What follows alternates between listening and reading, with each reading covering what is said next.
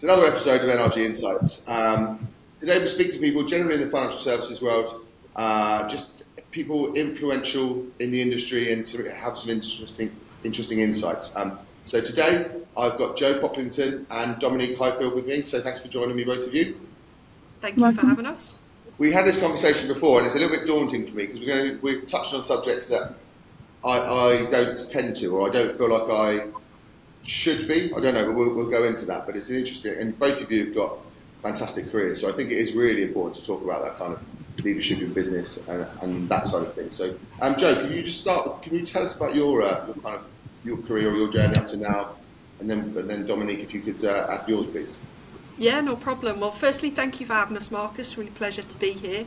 So I am currently I'm the Managing Director of Strike Financial Services, and we're basically the mortgage arm of the Purplebricks Estate Agency Group. So we've got a fantastic lead source. And I guess my journey to get here started off in retail management many a moon ago. So I started as a management trainee with House of Fraser after, let's just say, I didn't quite do as well in my A-levels as what I probably should have done. And I joined House of Fraser as a management trainee and very quickly come to the conclusion that to get anywhere in life I was going to have to work incredibly hard. So I really put my head down, and that's what I did. So I got to work with a variety of different managers, some great, some not so good, and I just observed each of them and worked out what the good bits were and tried to adapt that, with obviously taking into account my own personality, and what the bits that I thought weren't so good, and tried to make sure that I didn't do that. And I loved my time in retail. I made some really great friends. I learned a hell of a lot. But I very then tangent off and decided actually I'd quite like a career in finance, and I joined Barclays many moons ago to do a financial advising role. Did my mortgage exams with them, and then ended up at a fantastic business in central London, Alexander Hall, who are obviously the mortgage arm of Foxtons. So I was with Alexander Hall for a long time, started as an advisor, and eventually when I left back in 2017 to relocate back up north, I was the training and competency director, so did many things with them, from sales management, looking after teams, setting up their induction programs, their trainee schemes, etc. And then I left that business and joined another fantastic business, L&C Mortgages, up in Newcastle, and I was with them for 5.5 years. And that's a brilliant business in terms of volume. You learn a huge amount by dealing with sheer volume. And then I was very fortunate to come along and join Strike. So I know our CEO, Sam Mitchell, well from a past life. We worked together at AH and Foxtons. And when Sam asked me to join Strike and told me about the journey that they were on, it was too good an opportunity to turn down. And I guess here I am today. Amazing, thank you. Dominique? Hi, Marcus. So I should probably say my dad was my accounting teacher. So I think my career has very much been in a bid just to make my dad proud. So I started off, I trained at PwC in audit, and then I won a few prizes when I did my exams. But I can very much empathise with our mortgage advisors going through their exams and the hard graft that this takes, particularly whilst working. And then I moved on to more commercial finance roles. So Sainsbury's, where my specialist subject was the sandwich meal deal, in sort of trading finance, and I looked after our big trading finance teams and the buyers and the retail colleagues as well. I did a stint in store as well as a deputy store manager in New Cross Gate, which is the only store that someone was shot at. I don't know why they sent me there, but that was an interesting leadership challenge that I went through. Like your old work. Yeah, absolutely. I don't know if anyone's been shot in the Sainsbury's since then, but at the time, that was the only one. Hopefully not. And then I moved on to Amazon, so I looked after the electronics. So it's sort of 30 million of revenue a week that I looked after at Amazon there. Interestingly, I was the only female in commercial finance, and it was that typical adage of there was more Johns than women in the finance team. And I didn't last very long there. I lasted 18 months, and I had a very challenging relationship with one of the leaders in that team. So I lasted for 18 months there, and I moved on to a company called Pentland Brands. Now, Pentland Brands has the brands, you won't know of Pentland Brands, but you will know Speedo, Berghaus, Aless, Kickers, Mitre, Canterbury, if you're a rugby player, Marcus. So I looked after those brands, and I was the director of finance there. I had my 2 children there, and then on my second maternity leave, I could see that the role that I was wanting wasn't going to become available there, and I quickly went on the CFO hunt. I couldn't really sit still despite being on maternity leave, so I went on the CFO hunt, and I came across the CFO of Purplebricks. And I knew it was going to be a challenge, Marcus, but I had no idea quite how challenging that was going to be. So I knew it was a business in a turnaround. I knew it was a business with a cash burn, but I don't think anyone until I'd got a third party in to help pull this sort of review on cash together, quite how bad things were. So my first 100 days put the business up for sale and also issued a profit warning as a listed business. And then since went through the formal sales process, found a safe haven and an exciting opportunity with Strike. And then I led the integration with our new owners, Strike. Off the back of that and my first foray outside of finance, Sam Mitchell, again referenced by Jo, offered me the Chief Operating Officer role. And I've been doing that since November.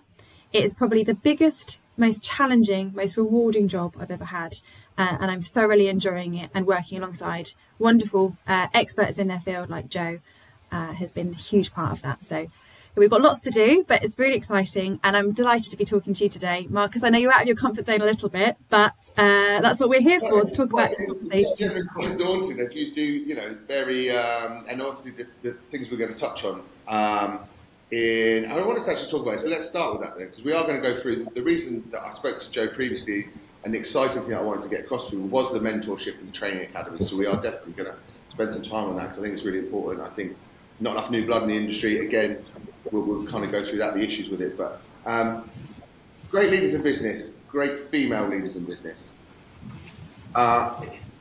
Is there a discrepancy between the two? Which ones are you more proud of? Because, and Jo, obviously, I know your career from AH, where that is predominantly, well, I mean, you must have been the only female for a long time. So it's kind of a proud moment, but at the same time, you both were brought up in businesses where it wasn't relevant, that you just were good at your job. How do you, so with the accolade of like female awards or great female leaders and that kind of thing, how do you kind of cope with that, or how do you deal with that? Is that, well, I'll put it over to you. Jo, do you want to go first? Do you want me to go first? Yeah, I think, I mean, I've always worked in business, so I've been in obviously the finance and the mortgage sector for quite some time, and I think if I go back to, I'm going to probably give some of my age away here, but I joined AH back in 2001, so I've been in mortgages for 23 years, and I was probably one of a handful of female advisors, and there were some great female advisors at the time. But definitely as I progressed through in terms of becoming a deputy manager and then a sales manager, etc., I was in the minority. And I've always been sort of conscious about that. But I think as a female leader now, one of the most important things for me in my role is to make the company inclusive, and not just inclusive for females, but inclusive for everybody. Because we need to represent, we're UK based, so we're fully remote, Marcus. We don't have sort of an office location, etc. So we've got a head office down in Colchester, PB have got an office in Solihull, but generally the majority of my team are fully remote. Now that is fantastic in terms of recruitment and talent, because we're not fishing in just a certain area's pool. But obviously it does come with its challenges, but because we're fully remote, we cover the entire UK. So we need to represent the UK for what it is. And the UK is not just male, it's not just female. It's made up of lots of different sort of groups of people. And for me, it's really important not just to create an environment that's welcoming for females, but welcoming for people of all different backgrounds, all different sort of, whatever gender you are, whatever background you've come from, whatever race, religion, sexuality you have. It's important that you come to us because, one, you're talented, and you're going to offer something different. And I think I'm very conscious that I want to sort of surround myself with good people, and good people could come from any background. They could be any, male, female, etc. For me, it's about getting the right person in that's going to add value to our business. So we're trying to create an environment that allows that to happen, and we've got obviously our trainee academies. So you referenced earlier about getting more people into the industry. And that's really important to me, to give the right people the opportunities. So we look at people based on basically if we think they're going to be a good cultural fit, if they're going to add value to our business, but also if they're going to work hard, and that's important. We've got an academy now set up for sort of budding leaders, so people who want to get in and become future managers but have still got a lot to add in terms of their advising careers. So we've set up like a team leader academy, and these are like sort of player managers. I always use a lot of sports analogies if my team are listening. I always use the player manager. If my team are listening to this, they're going to start rolling their eyes because they've heard me say this a lot. But it's about making sure we've got the best of both. So the team leader academies, they've got a lot to give in terms of experience to pass on. They're the best in the field we've got. So they're the best at converting opportunities. They're the best at having protection conversations. They're the best at putting sort of quality files together. So we've developed an academy, but they haven't got the experience of managing people, and that's what we're working alongside them with. And also giving them the good all-round knowledge of what it means to work in a regulated environment. Because for us, to get the volume of business we want to do, it has to be underpinned by quality. So we've got the TL Academy set up now, which is a great opportunity for people. And again, we're just looking for the right people. We've got the trainee academy set up, and again, we're looking for people who are going to come in, work really hard, and have got lots to offer the business. And hopefully they'll represent the UK as in, the UK as a whole, so not just sort of male, female. We were pulling together some information recently, and it struck me, and genuinely, obviously we haven't sort of worked to focus down this avenue, but at Strike FS we've got over 157 colleagues in Strike FS, and we're growing with the opportunity with Purplebricks. But 51% of our FS colleagues are female. Wow. Which I was literally genuinely quite blown away by. I think that's relative to the fact that the leadership attracts good female leaders attract good females. Do you think that is or not? I think there's an element of that. I mean, we do hire men as well, Marcus. I would like to add. I think there is an element of that. So we've got, there's 3 directors in Strike FS. There's myself, my operations director Philippa, and my sales director Toby. So out of the 3 directors, obviously 2/3 of us are female. And it's not that we actively look for females over male, but I think because we've got quite an inclusive environment, people feel comfortable coming here to work, and they're comfortable no matter who they are, where they've come from, because we had an event back in December, and we had Damien Hughes come along and speak at the event, and I'm a big fan of him and Jay Comfrey in their High Performing podcast. Yeah.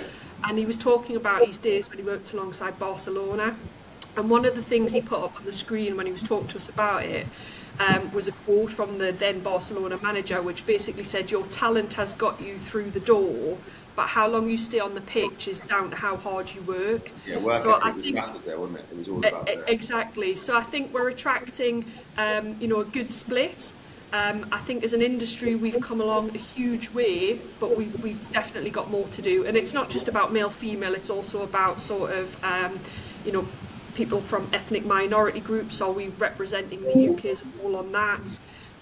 People who've got, are neurodivergent, for example, are we representing them enough, and are we making an environment where people feel included and able to come and do their best work here? And that's the type of environment we're trying to create, so that people feel part of an overall journey and mission. And Dominique will be best placed to talk about the Purplebricks mission, because it's not just about the financial reward. People want to come and feel like they're part of something, and that's the type of environment we're creating as part of the overall group. Amazing. I've got a couple of questions on cultural fit as I've worked from home, but I would like Dominique to, if you could just shed some light on your opinions on the kind of the female business leader subject. Yeah, absolutely. I think Jo's covered an awful lot of ground there, and very beautifully eloquent. So first, I think any female leader, I think it's just worth saying, is they want to be there because they're a great leader and they're great at their job. They don't want to be there because they're a female. And I think that's really, really important. And particularly at the moment, you get phone calls that, we're looking for a female CFO. It's like, well, great, I'm actually quite a good CFO, but I think it's really important that it's not just... That is why I thought it was awkward to talk about it at the beginning, because I'd say you're great business leaders. So, but we also have to bring up the fact that there's not enough female business leaders as well, right? Absolutely. How much we talk about it. Yeah, absolutely. So I think that's first and foremost. But then as we're doing that, I think it's really important, whether you're doing a calibration session at the end of the year on your high performers, or whether you're putting together a project team, or whether you're doing your promotions, although you don't want people to be promoted because they're a woman or anything like that, a really important thing that I like to do is take a step back at the end of that process and say, right, what's the diversity across gender, across race, across religion, and just check yourself on that, because is there any unconscious bias there? Have we got the right diversity coming through? I.e., is there policies or processes that might be putting off people? For example, this is a really a sideline, but I had a lady come work for me at Pent & Brands, and she had one leg, and you would never have known, but she was fearful about coming to the interview because she didn't know if she could get up the stairs. She didn't know if there was a lift, and this is a really simple thing to have on the interview, on the notes and on the job. We will, make accommodations and anything. So the only reason she applied was because her sister worked there and she knew there was lifts so she could get to the interview. But it's things like that. Are we putting things in our very front window shop there that make people know that they can come and do the best work of their lives, whoever they are, wherever they're from, whatever they look and believe in? So that's really important, and we need to check ourselves, not promote because of, but when we do that, let's take a step back and make sure that we are hitting the boxes and we haven't got any sort of underlying unconscious or policies that we need to approach. How do you fight unconscious bias? Because obviously it's unconscious, right? You don't... you have to make it conscious.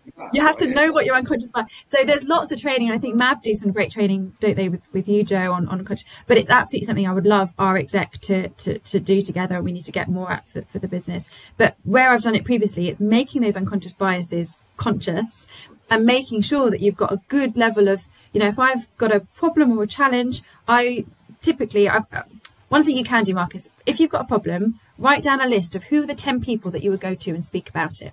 And then look at those 10 people.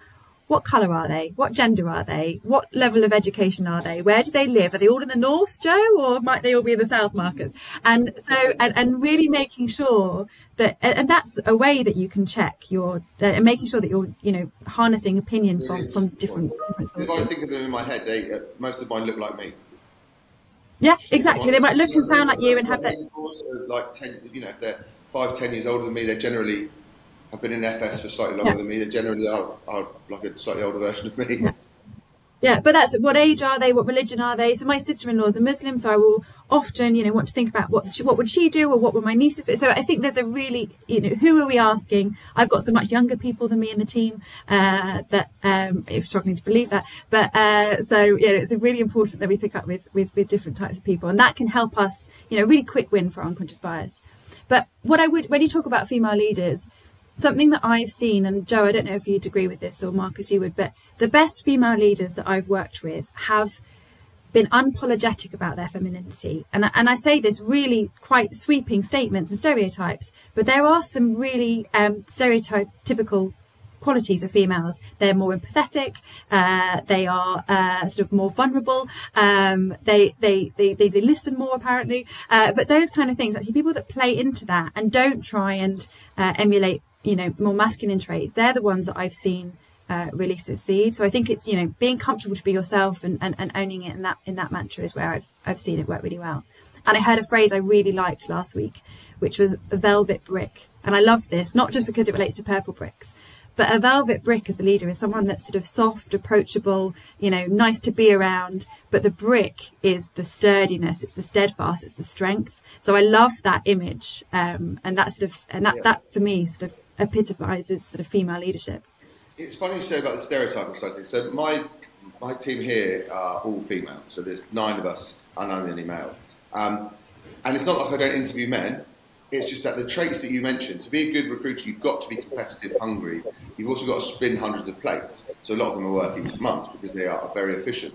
And the other side of things, you've got to be empathetic. And I think it is, again, not stereotyping, but it is a female trait to have empathy and be competitive. I don't find many blokes who have one or the other, but to combine them, I think that I think that's a really important sales trait as well. I think that's probably been missed in the past, because you can still be hungry. I think that there are men. Sorry, Marcus. That there are men that have, lots of men have huge empathy levels and huge vulnerability, but I think typically they've not been able to show it in the workplace or even at home, and it comes back to that toxic masculinity. So actually, the benefit of having more female leaders and playing into and celebrating some of these things is that actually men can come and do better work and feel more at ease and be able to do so it works. It's for everyone's benefit, and there's talk, isn't there, around the top performing businesses have got diversity at the C-suite, so it's a better gender balance, it's a better mix of ethnicities as well, and that's because of exactly that. You're representative of the consumer, as Jo says, but also you're encouraging different beliefs and different behaviours and different comfort levels across the organisation. The data is unreal, isn't it, when it comes to diversity as to how well a business performs. I haven't got it off the top of my head. We were looking at it the other day because one of my colleagues was doing an ED&I conference, and it is massively. Like performance management, if you're a shareholder in a business, you need that diversity at the top, don't you, just for performance level? Yeah. So if it's not the right thing to do, just... Oh, sorry, Jo, you go. Yeah, I think as well, just being a leader, you want to surround yourself by the best people to do the job. And you want a team full of high-performing people, no matter where they come from. So I think being comfortable... And creating an environment where people can come and be themselves and do their best work is 100% as a leader what we all striving to do, because we're judged on our results. So I'm judged on the performance of the FS business as part of the PB group. So for me to get to my targets, I want the team to come in, to be happy at work, to feel part of something bigger, and we'll hopefully touch upon our sort of mission as Purplebricks shortly, so that it's not just about me hitting my targets, it's about we're contributing to the overall mission. And to do that, we need to be happy at work. Happier people perform better. So if you can come in and be yourself, whatever that may look like, however you may be, then you're absolutely going to give me your best work, and overall, individually and collectively, we're going to be successful. Nice. And actually that comes on to something I've written down when you were talking previously, actually, because you're talking about cultural fit and building that culture and that kind of inclusive culture, but the business as a whole is remote, right? So what kind of changes, or how do you have to adapt to our normal, I say normal, it's not normal anymore, but the old normal way of doing business, in that we were around each other? How do you gauge kind of happiness and cultural fit and that kind of thing when your teams aren't around all the time? Yeah, we've worked really hard at this, and again, I don't think we're perfect yet, but hopefully we're on a journey to becoming better. But we do a lot, and we do a lot of things where we take feedback literally from sort of the ground up. So myself, Dominique, we do a lot of call listening. So we listen at various parts of our journey, what customers are actually saying about us, so what we're doing, what challenges customers are facing. Obviously, it's well publicised. We're still in a cost of living crisis. Rates are probably higher than what we would all like. So how our customers are feeling about this. And then we take that information and obviously think about how we can do things better in the journey to help more customers. But a lot of the things we've done have come from what we call a little big idea. So we do quite often little big idea sessions where everyone in the team feeds in, if I could change this about my job, or if we could do this, it would make me be able to do my job better or give a better service to the customers. So a lot of the things we've implemented in Strike FS have been from these little big ideas. We do a monthly coffee and questions session where the team can come along, and it's really well attended. We probably get 3/4 of our team, which is pretty good attendance, come along to these sessions, and it's a video session. They can submit questions ahead of time, or they can ask them in real time. They can ask them anonymously if they want to, or add their name to it. And myself, Toby, Philippa, so all of the directors at FS are on the call, and we'll answer the questions. And if we can't give the answer there and then, we'll take it away. Dominique's come along to it, Sam, our CEO's come along, and they've asked some great questions about the market, the company, the direction, etc. Could we do this? Would you consider that? And we'll take it away and we share that. We use Teams a lot, so we've got Teams channels where we've got, for example, we've got a personal best channel set up where once somebody's achieved a personal best, we'll celebrate it as a group. We do monthly town halls where we'll celebrate successes, we'll talk about the market, what's happening in that. Lots of the team will come on and present. We do a You Said We Did section on it. We've got a Your Voice committee, which is across the group, where each team's represented and they come together and they interact with each other, so how we can work better together as a group and what sort of common issues are coming up and how we can tackle them as a company. We do a monthly a town hall across the company where Sam will present about the group's overall results and which areas are doing well and celebrate successes and things we need to focus on. So a lot of it is done over video, but we do get the team together. So I had all of my team leaders, all of the new team leaders come down, all of the managers. We went to Leeds a couple of weeks ago and we had a day together, which was fantastic. You know, the energy in the room was unbelievable, and we do that quite regularly, but it is a challenge, Marcus. I think if we were sat in a, you know, if you're a new starter, particularly if you've come through our trainee scheme, you've never really spoken to customers about mortgages before, sat there in your living room or an office space, or, you know, we've got people sat in sort of garages and sheds they've had converted, chatting to people about mortgages when you haven't got that sort of other person sat next to you. Gig, right? That's a tough start. It does take longer to get people up to speed. We do a lot of call listening. We've got like a library of great calls to share so people can get to it, but it undoubtedly it does take longer to get to sort of what would be the normal levels, you know, if you were sat in an office listening to people constantly. But those are all the types of things we do to sort of you know, keep people engaged, keep people bought into what we do. We've got a guiding principle of Own It, which Dominique and I absolutely love, and we try and, you know, bring it to life, live and breathe it. And obviously I think the fact that Sam's very visible as a CEO and talks about our mission and our values, which I'm sure Dominique will touch on in a second, hopefully really does buy people into what we're trying to achieve.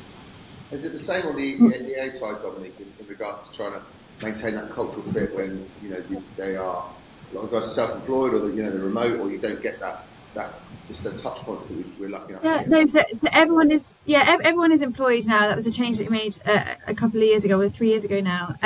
But yeah, I think that the call listening piece is still there, and also sort of employee listening groups as well. So we've started running those quarterly.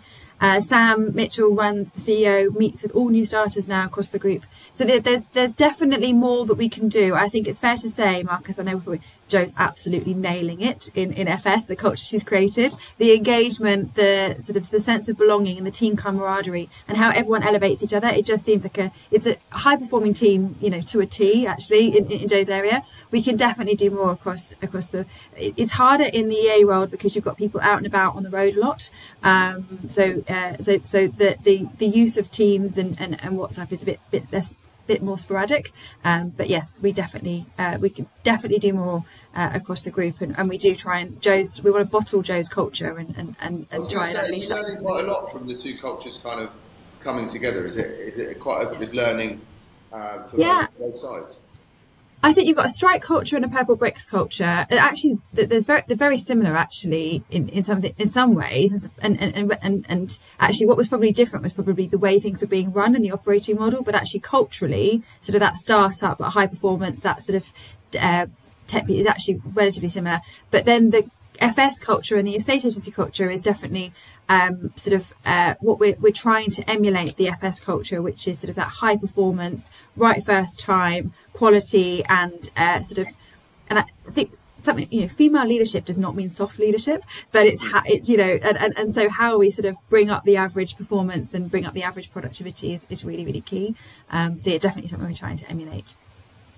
Amazing, and I absolutely know that about Jo. I've said this to her before, and I know you don't like having your praises sung too much on this, but I said most of my great leaders, and I've got lots of high net worth city brokers, and most of them have been trained by Jo over the years. She's phenomenal. We're incredibly lucky to have her, Marcus. We're really, really lucky to have her, and I think her team know it as well. The team know it. They sort of you know, one of the team. I met with some of the team. But we just want to make Jo proud. And that's very risky for me because that means but that's, you know, it's great. In my office, and again, Jo, I know this is not comfortable with this, but they're genuinely inspired by it because they know all the people that you've trained. They know people. Most of our businesses come from people that you've trained, offshoots of yours. So AH made great leaders, but you made the great leaders at AH, right? So it is an incredible accolade to see that. You must do that. You must see that. Awards dues go, trained him, Trained him. It's funny actually. I was at the UK finance lunch on Friday down in London, and actually ran into quite a few of my sort of ex-colleagues who are a lot of them are genuinely, we're friends now, and we pick each other's brains on lots of things. And I was catching up with a couple of them, and it was like, oh, I've got this challenge. How are you guys doing it? And it's great to see. It does. One of the best things about being a leader is seeing sort of the fruits of your work. And when people have gone on and they're running incredibly successful businesses, it does genuinely, you get so much out of it. And it's one of the reasons that sort of I get up and do what we do each day, to see sort of, people go on and progress and, become CEOs of their own of companies and MDs and group MDs. It's really rewarding, but it's ultimately, yes, I might have had a little part to play in that, but when it comes back to one of the things we talked about originally, we're looking for people to come in and join us who've got that work ethic.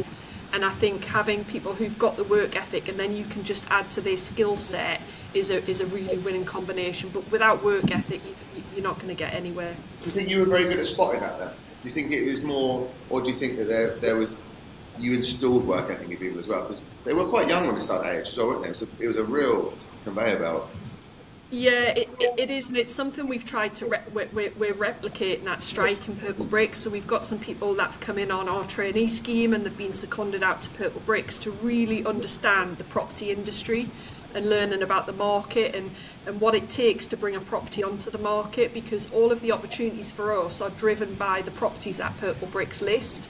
So if those guys don't bring properties onto the market, there's no sort of referrals to come over to our side of the fence.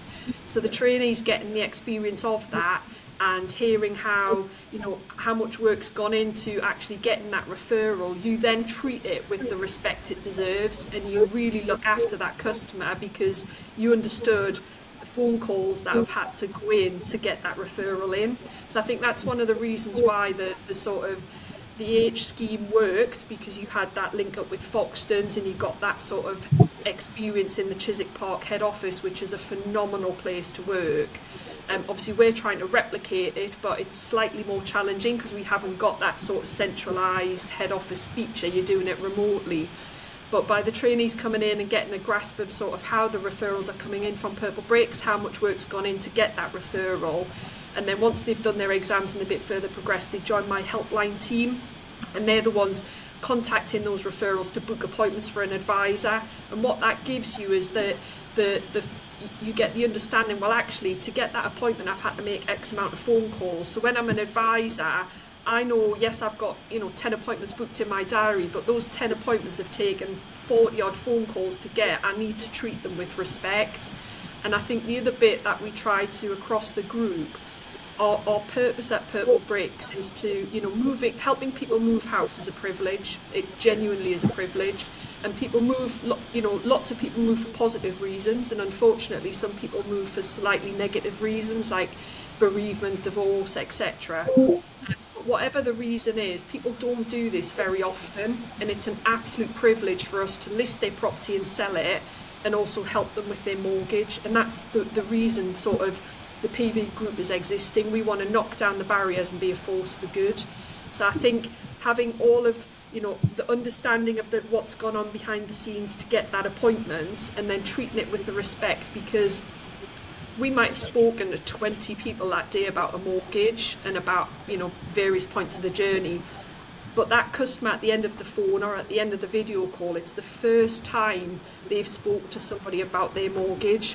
So we need to treat that conversation with the respect it deserves and give that customer our full attention. Make sure whether it's our 10th call of the day and it's taking place at 7 o'clock, it's as fresh as it was our first conversation taking place at 9 o'clock.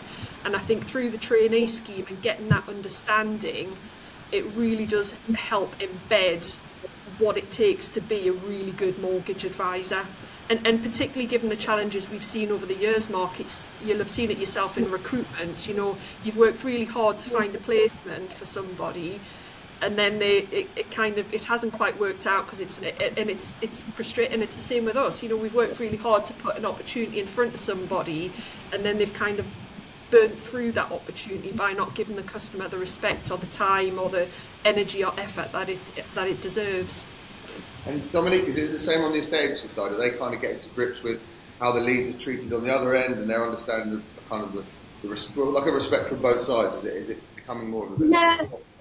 Yeah, absolutely. So I think, so Jo's touched on our purpose. Our purpose is to helping move home is a privilege, and we're here to make it easier. We unlock and we exist to remove barriers, unlock freedom of choice, and be a force for good. And that is emulated across everyone. So be a force for good and to treat customers absolutely, as you've said there. I think it's fair to say we have had more challenges on the estate agency side with historic Purplebricks, and then the change in operating model and the shift in the last few years on that, but absolutely, the moving home is a privilege. When I'm in people's living rooms or when I'm listening to calls, and it's funny, Marcus, because I've been listening to your podcast since I knew I was coming on here, and actually most people are talking about interest rates and all the swap rates and all this stuff, and actually, and we're sitting here. I'm telling you, when I listen to my team on the phones or Jo's team on the phones, and I listen that. The last call I listened to was an NHS nurse and a kitchen assistant, and being able to help them realise their dreams as a first-time buyer. That's why we get out of bed, right? That is fun. That's so good to be able to do. Yeah, to be able to sell somebody's property in the estate agency world and save them thousands of pounds and give them control over the process in the estate agency world when you're selling a 250 grand house, it's massive. So we're really, really fortunate at what we do and the amount of people that we can touch while doing it. And then the other thing I would say is, I think we're there to unlock dreams to come true and to help move home is a privilege. But I also come on to the protection conversations. That for me is we stop nightmares from happening, and we look after our customers, and we do our absolute best to make sure that anything bad happens or the worst was to happen, that they're protected. And that's where I get this huge sense of purpose and pride in what our team's delivering each day. And I'm very lucky that we get to do this for so many customers and the great outcomes that I hear on a daily basis. It's nice. We can talk about swap rates all day long, but that's the exciting bit, Marcus. Well, I can't talk about the swap rates all day long. Joe can. But we feel the same in recruitment. If I work really hard today, if I do my job properly today, I'm changing someone's life. That's an incredible privilege. And I think sometimes we forget that in the running around and all the nuts, the stupid long hours and that kind of thing. We should be grateful for what we get to do. These two things actually, between your job and your house, the two most important decisions you're ever going to make. So I think we should remember that. 100%. I saw something on LinkedIn, actually. It really resonated with me, and I think I shared it with the team. And it was along the lines that obviously you spend a huge period of time at work, and it basically said your manager has the biggest impact on your mental health. Choose wisely. Oh gosh. I shared it with the team leader academy because it's so true, isn't it? You spend so long at work, you've got to love what you do, and if you don't love what you do, go and do something else. Because there's far easier jobs to do where you can earn, similar level of basic salary than being in mortgage advice. It's challenging, it is difficult, but it's also incredibly rewarding.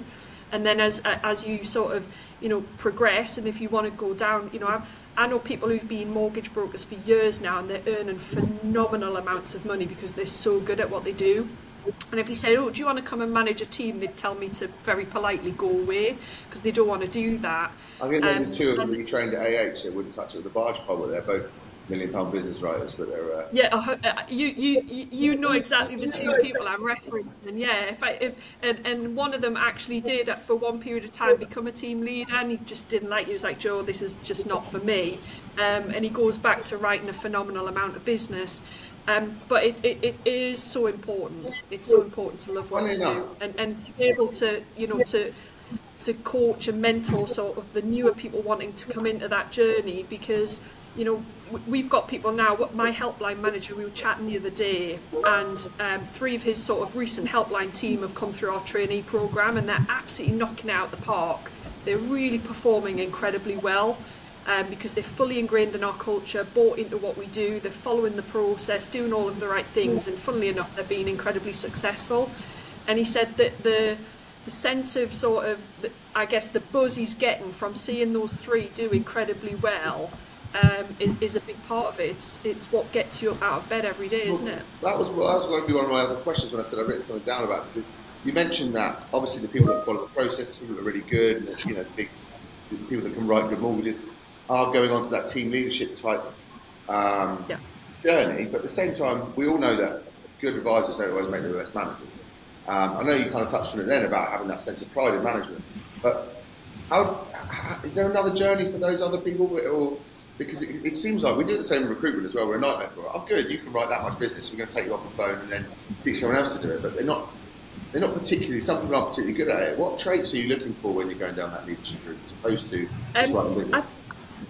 I think you're absolutely spot on. Look, usually your very, very best performers are generally pretty selfish, and that doesn't warrant itself to being a good sort of team leader or a good manager, where you've got to kind of put yourself before others. Other way around. So we're looking for people who can follow the process and do follow the process. They've got a good all-round knowledge. They've got good levels of bankings, because as well, to be sort of a player manager, which is what our team leaders and our academy set up to do, you've also got to lead by example. You can't be telling or sort of coaching people to do, for example, have good quality protection conversations if you're not delivering the results yourself. So we've got some top performers who are in the TL Academy and who are doing a fantastic job, and eventually they might go down a full management route. They might stay as part of the player manager, and we might extend it and make the teams bigger, so we've got like sort of senior team leaders. But you're absolutely right, there's some people who just want to look after customers and earn as much money as possible, because generally you'd probably earn more money being a top advisor with us than you will a team leader. I think that's what people have to understand from management as well, isn't it? Because once you're off the phone, you don't get that commission that you were getting before. You get the sense of pride doesn't justify the bank balance sometimes, And eventually, over time, the culture we're trying to create, the high performing, our top advisors should be the highest earners in Strike FS, and that's where we'll get to. Obviously, we're on a journey to get there, but that's eventually where we'll get to.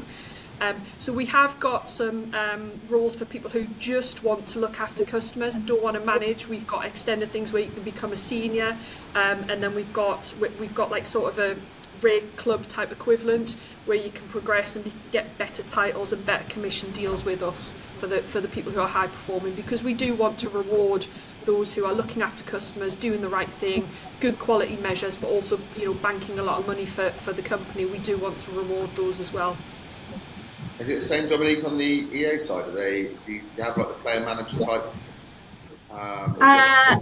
So we will have more, I think, in the we need to have more to create the pipeline. I think we need to have more, but no, we have similar. Your best performers, I just don't think they have the necessarily the best qualities to make management, and neither would they, because neither would we want to. And actually, my background being in finance, it's similar there. The people that excel at finance, the statutory whizzes and the technical accountants often don't make the best CFOs, because again, it's a different type of personality from being a technical expert to being a leader. And yeah, often your CFOs won't be your most technically savvy accountants, so myself included. So yeah, it's definitely a balance. You see it in every industry. And is that just the people skill difference? You know what I mean? Like, yeah, I think it's just great with people. Even though you're a good seller or you're a good accountant, if you're good at great with people, you can't manage, right? That's got to be the core of it. Yeah, I think people, communication, prioritization, commerciality as well. So being able to, people can get sort of very laser focused on what they're doing and not necessarily put it up into the wider business context. And then sort of being agile as well. So some technical experts that I worked with, very, very good technically, but ask them to then go and repivot or to go and focus on a different priority. And it's quite a challenge. So yeah, I think there's lots of different things, aren't there? As leaders, we sort of bounce from one urgent thing to another, and we have to engage people in different functions and different businesses at different levels. So yeah, there's definitely a communication bit, and I think that's probably the place I learned the most about leadership, was being that store manager that I mentioned in New Cross Gate, and having to engage people from different walks of life, across different ages and different social, all different things, and being able to communicate to them on the shop floor at 7:30 in the morning. That's definitely a test for your leadership. I think it's so important as a leader just to really get to know your team, find out what motivates them, what treat them as individuals first of all, because what's important to me might not be important to somebody else. But it's our jobs to get the best out of people and to look for sort of those skills that they might not think they've got and really invest some time. And I think one of the great things we're looking to set up is like sort of a mentor program. So obviously I know the mortgage industry have got one. I'm going to do a bit of a plug here because I've signed up to be a mentor. No one's taken me up on the offer yet, so hopefully someone might come and take me up on it now. They would be absolutely mad not to. What, people outside? Oh, they would be, wouldn't they? Yeah, in working in mortgages, I've signed up to be a mentor. It's a great scheme, but we're looking to do something. It's through, Amy are a big sponsor of it, but working in mortgages, the mentor scheme, I think it's a great initiative. Because there's so much talent in the mortgage industry now, and to just sort of to spend an hour or so a month with somebody and ask them questions and have that sort of support and guidance is phenomenal. And that's something we're looking to do internally, not just for females but across the board. I will, if it's okay with you, I do want to plug that, because obviously in recruitment I speak to so many new businesses that just do not have not the skill set, not the knowledge, of how to actually go to the next step. Everyone's got these ideas of what makes it good, but actually, and I always say to them, get a good mentor, and they say, well, I don't really know anyone because it's quite insular. It's quite interesting. I didn't know that there's a mentorship program for people who can actually. Yeah. That's phenomenal, because it definitely needs more. Because 100%. There's some great initiatives coming out, and Amy are driving quite a lot of them. But we're looking to set up something like that across the group. Because we've got some great people who want to progress, and that could be down a team leader, down a player manager route, and to be able to share and sort of learn from each other. I think it's one of the powers of being such a large group. Yeah. There's so many talented people across, not just Strike FS, but across Purplebricks, and across share that. And obviously it's good that they can get the different perspective across a regulated sort of financial services and an estate agency, because the products we sell might be different, but actually the skill sets are the same. So just in regards to the mentorship side of things, then, what else do you think, obviously good communicators, what else are you looking for in these leadership traits of these people that, because you must have seen it over the years where you go, that person's got it. We don't really, we look like for us, we test on behaviours and that kind of thing, because we're desperate to find out what the it is, because we all say they've got it, but we don't know what it is. What is it? What else do you look for when people that have got it? Do you know, you're absolutely right. It's very difficult sometimes to put like sort of your finger on it. I'm honestly obsessed with that as well. I'm obsessed with the fact that we cannot put our finger on this thing that we all know is really good. I think sometimes it just comes from experience, and for me, I'm looking at more sort of work ethic for me is a non-negotiable. But it's also things like how engaging they are. When you talk to somebody and you come off a conversation and it goes one or two ways, doesn't it? It's either like, I hope this is on the right. It's like how you feel when their name's on your phone, when they're ringing your phone. Do you go, oh, or do you go, oh yeah, hello? That's a really good test. You've got those conversations where you come off and you think, oh my goodness, I need to go make a cup of tea now and perk myself back up. Or you've got the conversations where you put the phone down and you think, do you know what, I really enjoyed chatting to you. It's the energy thing, right? People can give the energy, or take it away. Yeah, the energy, the passion. I think for me, people who are authentic. If I make a mistake, I'm the first person to put my hands up. I don't know everything. I surround myself with really good people, and I've got enough confidence in myself to know that there's people far more intelligent than me that are experts in what they do. And rather than being a jack of all trades, I'd much rather go and talk to them and ask them questions, etc. So I'm fortunate that there's plenty of people within our group that I can go and do that for. So I think playing to your strengths is another big one for me. I look to people who just know who they are and what they're about and what they're good at, and really try and harness that. I think people who take responsibility for being accountable as well is another thing that is really important. People who can control their emotions, I think that's quite important. I get told all the time it's written all over my face, and I've tried. Yeah, we should play poker. We'll play poker with Jo later, Marcus. One of my previous MDs said to me, "You're not in a very good mood, are you?" And I was like, "No, I'm fine." He was like, "You need to tell your face that." And I've worked really hard on it over the years, and I still don't get it right. And I think as well, it's also having your sort of non-negotiables, the things that you just you can't or won't tolerate. And also you've got to lead by example. You know, if I'm telling my team to, you know, focus on quality and doing X, Y, and Z, and I'm not doing it myself, I've lost all credibility, and that's really important to me. And the last one for me is, as well, is that I guess it's a non-negotiable, is integrity. You know, it's what people are doing when you're not watching them. Yeah. That's so important, particularly in a regulated environment, but just generally in life. I think they're the things, and I don't know if I put my finger on it, Marcus. I probably haven't. I'm the same as you. It's like, what does make that? But I think it's a combination of all of those things. What about Dominique? Obviously, you come from a data-driven, kind of a non-sales environment. Do you look at it more as kind of a little bit more analytical, as in what that is? Do you see it more as? No, I think it's a values set. I think, and the work ethic, which Jo's touched on. I think you're absolutely right, everything that you said, and our values that we have as an organisation, the Own It values, those Own It, winning attitude, new thinking, impactful, transparent. It's all those things that Jo's described is exactly where we want to be and what we plug into. I don't think there's anything. I think that lead like everybody's watching. And is how people lead when nobody's watching. That for me is, I know there are people in my team that they will do the right thing when there's nobody there or everybody's watching, and that for me is a real, you can trust, and it's trust is a huge thing there for me, which I think everything Jo's paid into comes down to trust. That's culture, right? Someone said this the other day. Your culture is just what happens in your business when you're not around. That's exactly right. And that's the same as integrity, trust, that kind of thing. Yeah. Everything, everyone knows. I was at the Women in Estate Agency conference last week, and there was a very, very impressive female founder called Heather from a company called Street, which is a prop tech company. She talked beautifully about things, but she talked about culture and actually acting quickly when you see these things is a real, you know, that's how you protect your culture. And so that was absolutely exactly what she said. Yeah. There's also a bit around how quickly you move, but also how you trust your gut, because we've talked about unconscious bias, we've talked about diversity, we've talked about having people there and giving other people a chance, but there's a real contradiction there with also trusting your gut. So Mark, as you said, you know, have lots of people that look and sound like you from your similar backgrounds that are your trusted confidence.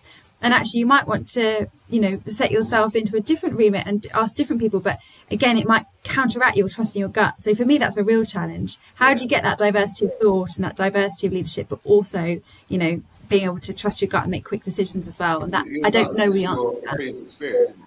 Your gut's all your previous experience, and all my previous experiences have been with men in financial services who have been more confident. So you're right, isn't it? So you're trying to lose that, but at the same time, you trust your gut as well. You know, that's what you do. And great leaders have made good, quick decisions using data and intuition. So I don't know the answer to that. I don't know if many people do, but how do you create that diversity? I think recruitment is a science, and I think there is data we need to look at. Same as leadership, that kind of thing. And I'm desperate to find that answer. But I'm sure it'll be after my lifetime before we actually get to know what it is. But we're working on it.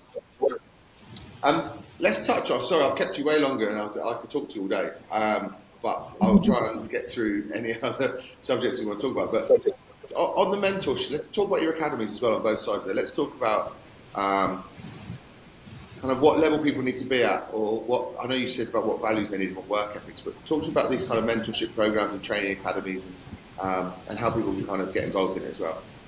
Yeah, so for our mortgage trainee academy, for the mortgage side of it, so we're an AR of Mortgage Advice Bureau. So to go on their sort of induction as an academy, the academy as a new entrant, you do need full CMAPs. So our programme consists, Marcus, of people who we believe will fit within our culture. They've got the right work ethic, etc. We do want people to have a certain amount of GCSEs, etc., because doing your CMAPs is quite intense. So ideally educated up to A level and potentially or NVQ, etc. and beyond.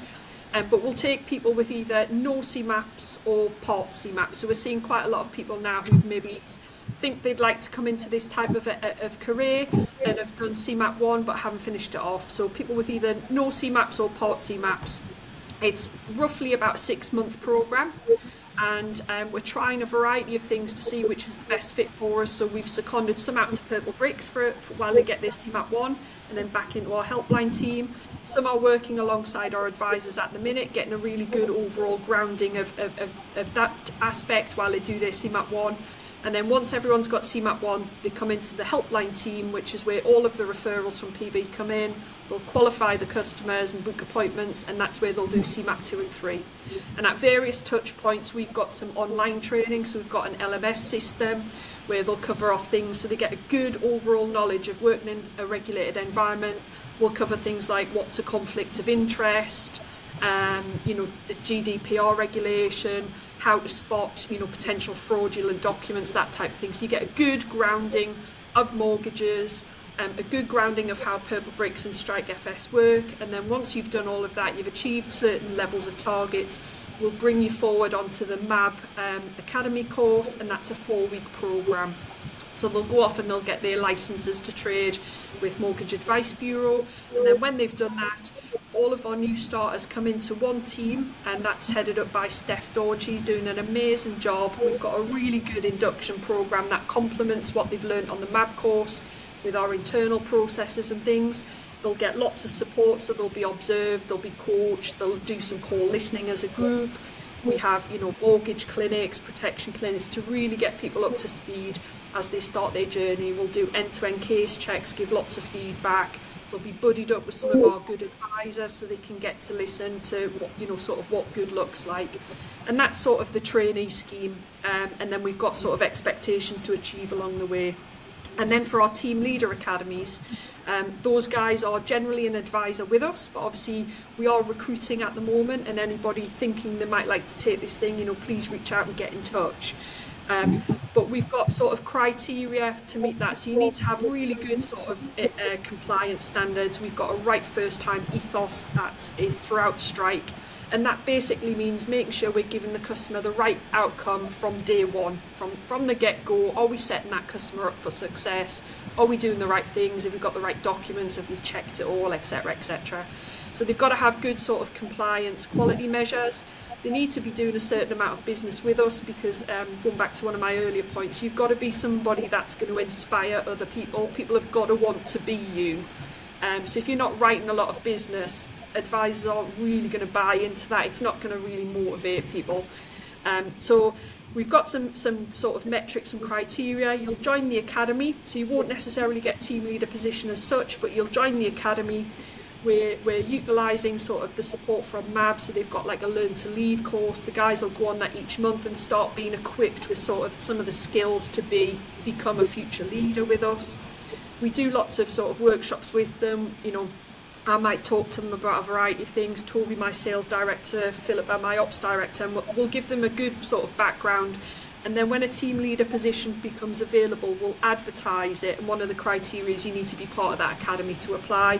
And then we'll go through a competency-based interview. And then once you're actually in the team leader seat, there's lots of sort of training and development support to make sure that you can be the best that you can be. So some of it's buddied up with some of the managers. Some of it you might do a session with myself and we'll talk about things. So that they're the two sort of main academies we've got. And then, as I say, we're just introducing a mentor scheme across the group, but that's literally, it's very early stages. We've only just announced it, but it'll be, you know, buddying people up so we can talk about opportunities, what we've done, share experiences, so that we can sort of get the best out of people, really. And is there similar academies on the EA side as yet, Dominique? Or? No, there's not. And we definitely need to think about succession planning more and pipeline there. But no, the FS is the biggest growing part of our business at the moment, and is where the sort of, you've got the qualification and piece and the regulated bit. So this is where our focus is on the academies. To Jo's point, the mentorship is across the group, and that's focusing on not just promotions and next opportunities, but what we can do to make men and women do the best work of their lives here, whether that might be supporting them through return back to work after maternity, whether it's supporting them through the menopause, for example, Marcus and I mentioned before, or whether it's how they can get their voice heard and get promoted to the next level. So it's a sort of buddying, coaching support network that we launched on International Women's Day at the back end of last week. Amazing. That's a really good point, actually, because obviously we talked about people coming into the industry and mentoring young people coming in and trying to attract young people. Actually, it's really important. I know we kind of touched on this, Dominique, earlier, but it'd be good to get your kind of further insights in it. There's a big demographic of the working world that are returning back to work after children, or like you say, menopause, or that kind of thing. So, what are you doing in regard? I know you mentioned you're working with them, but what specifically that's yes. So we've got lots to do in this space. Obviously, estate agency and financial services very heavily male dominated. But to your point, it's the growing segment, the fastest growing segment of the working world at the moment is menopausal women. By if you think about the journey we've been on with the role in genders changing over the last few decades. And I think it's fair to say, I mean, even if you spoke to me about it as a woman 5-10 years ago, I would have known very little about this. And a lot of, our managers or young male managers or single or gay men won't know much about it. It's maybe not until men's wives go through it that they actually understand. So if they're there as a single gent or a gay man, they won't necessarily be able to empathise. So for me, it's about having the tools and resources for people, whether they're on the phone or in the field, makes it slightly more challenging in our environment. So supporting women going through that, and what that looks like yet, I don't know. We're reaching out to the industry, we're reaching out to our colleagues through the Employee Voice Network that Jo referenced. But it's really important because 2/3 of women, when they go through menopause, consider or do take action and leave or reduce their workload. That's because of tiredness, anxiety, forgetfulness, through the physical changes as well, the tiredness and things.